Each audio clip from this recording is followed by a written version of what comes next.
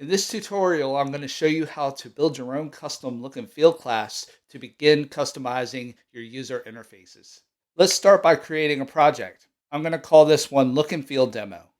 Now let's create a header and CPP file to start writing our custom look and feel class.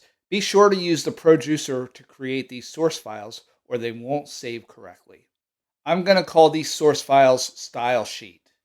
Once we've opened up our project in our IDE, we can now begin writing our custom look and feel class. I'll call this custom look and feel, and I'm going to inherit from the JUCE look and feel v4 class.